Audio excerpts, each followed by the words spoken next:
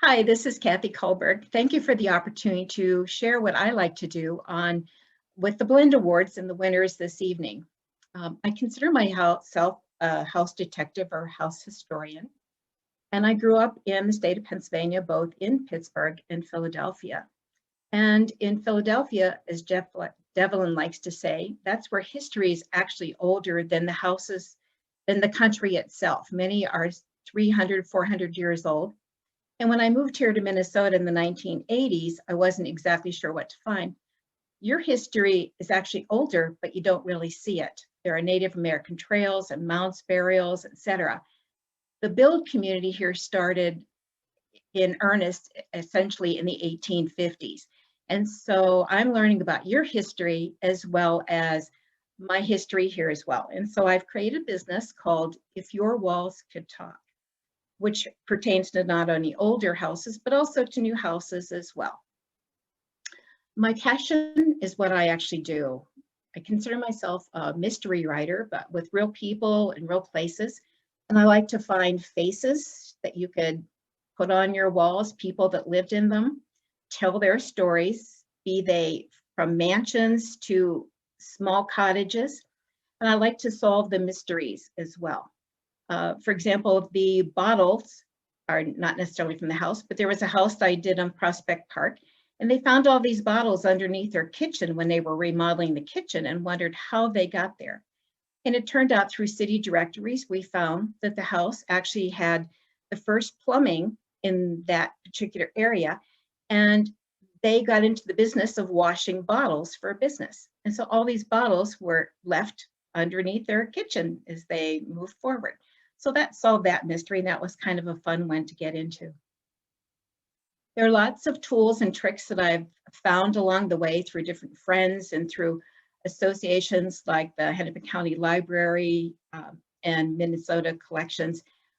But what's wonderful today, and especially today since we're doing Zoom, is that everything can really be found online. They've digitized so much that makes it such a wonderful treat for me to do this business. Newspapers have been digitized, so you can look up addresses, you can look up people's names and find out how they relate. Ancestry.com, Roots websites are all beneficial as well to connect up to residents and people who used to live in the houses.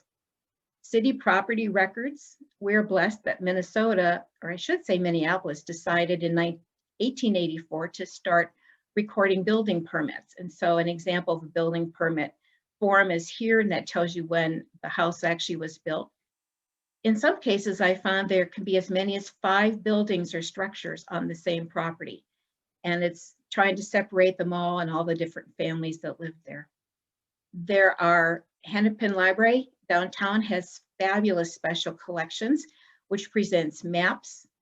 This is a Sanborn insurance map that gives us a bird's eye view looking down on the property at a given time and what structures were actually on that property. Did they have porches? Did they have garages? Were they made of wood?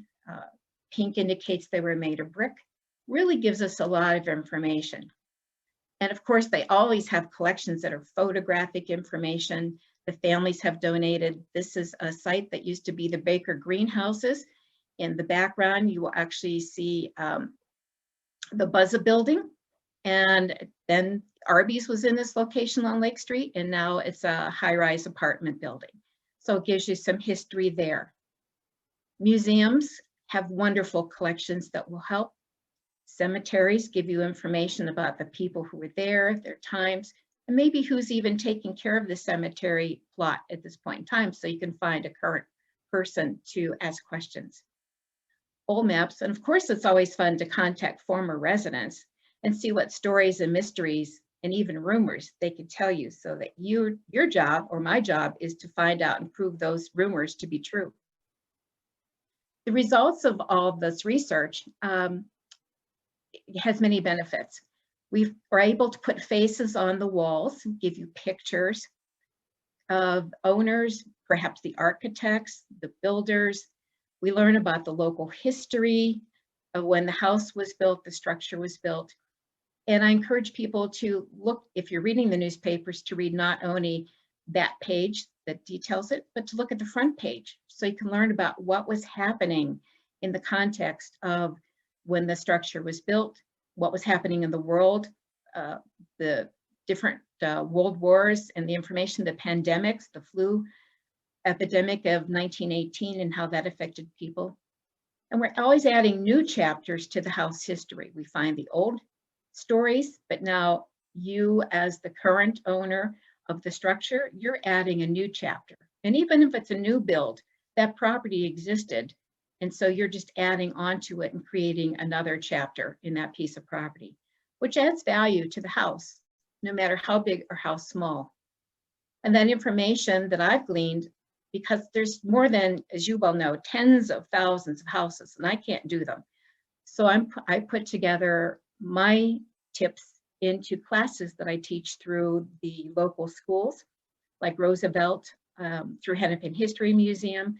I do walking tours for Preserve Minneapolis, and hope that I could share that information with you.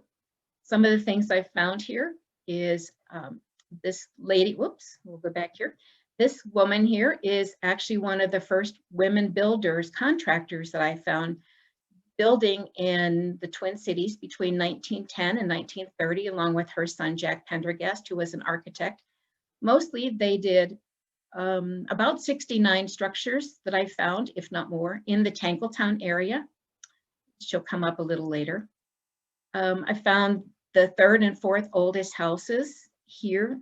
I live in the Wedge neighborhood, Lowry Hill East, and the land that was south of 26th Street to Lake Street, from Lyndale to Lake of the Owls, was owned by one man called R.P. Russell, for whom Russell Avenue is named. But he built a claim shanty in 1853 to claim the land, and he didn't tear it down. He moved it, along with the next house he built in the 1860s, over to 26th and Bryant Avenue. And this house still exists today. It's the one down here. And the claim shanty is now the garage that also is on the same property. So two structures that I know go back at least to the 1850s and 60s. Another person who was famous in Minneapolis history, but not to my Pennsylvania history, is Maud Hart Lovelace. And this is a picture of her. She's a children's author who wrote stories, maybe you all know, the Betsy Tacy series, mostly based in Mankato. But her last book in the series was written about my neighborhood, the Wedge. And this is the house that she lived in with her family at what is now Mueller Park. And there's now a children's swimming pool at this location. So again, I'm learning about my history, what was here, and being able to share that with other people. So there are some fun facts. I think this was a house that was on last year's award winners. And it was a grocery store in the Victor Memorial neighborhood for a long time. And then I think most recently it's been a hairdresser salon. And back in the 1940s, it was still a local grocery. And when you look in the newspapers, we find it was connected to, I guess, an attempted robbery where two youths came in with a gun and held up Mr. Miller, who was here, and took $12 from his register. But in the end, when they left, they shot into the air and they ended up shooting at and left bullets in his detergent. So I would hope that the family who is currently having this property might track them down and see if they still have that box adrift. But that goes again with the history of this particular building. Or how about finding a good buy in 1954? That's still a good buy in 2020, 2021. This was another winner from last year. 2 bedrooms and a den. A good buy. Come in and see for yourself. Nice for a family, a retired couple, handy to everything, immaculate condition throughout. So you can find history about when your house was sold, perhaps who bought it, how much did it sell for.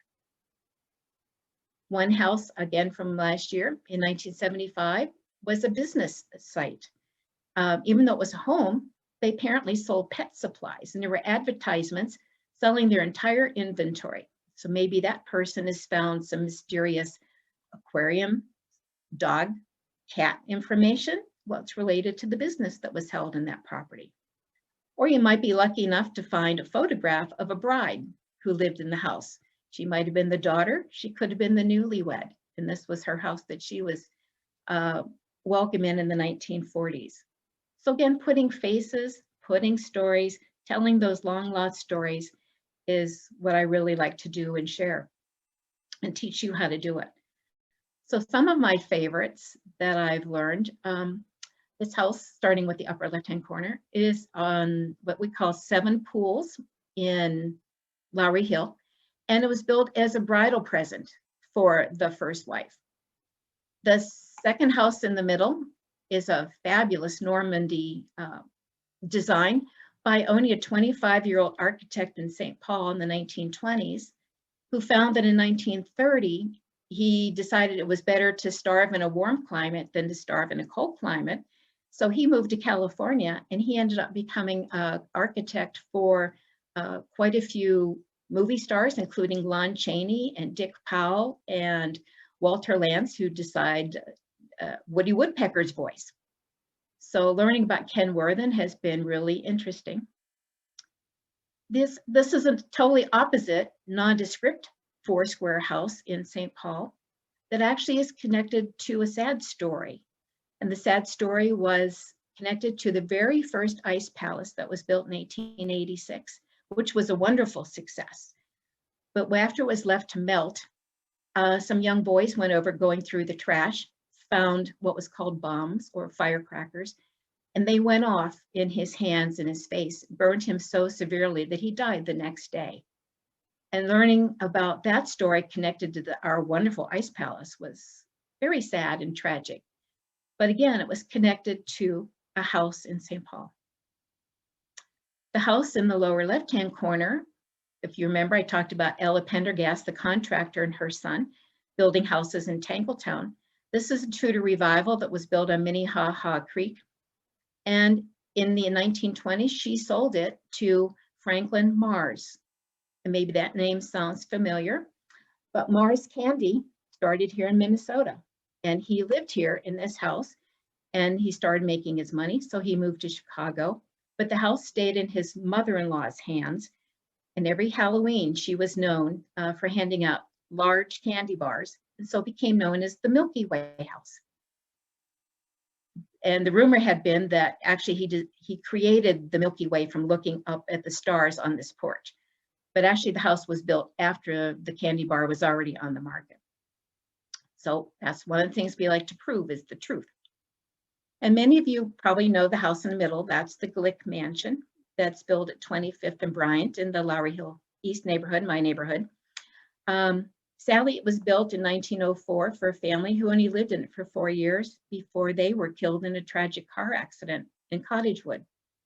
They went to their Cottagewood house. On their way home, the brakes failed and they ran into a train. And this became the first accident in Minnesota between a car and a train, among the other sad tragedy that happened with his family. The house stayed with the son who was not in the car at the time, and his grandmother raised him. And it was connected to the Glick Brewing Company. So all these little stories that you find out about the funeral was actually held from the home.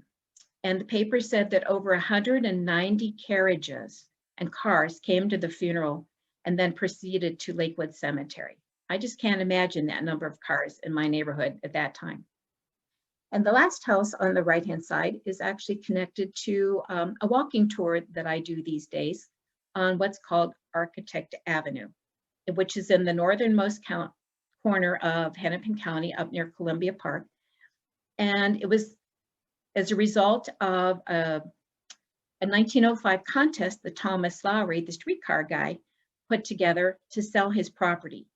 He wanted some way to get rid of it, and so he came up with this intriguing contest.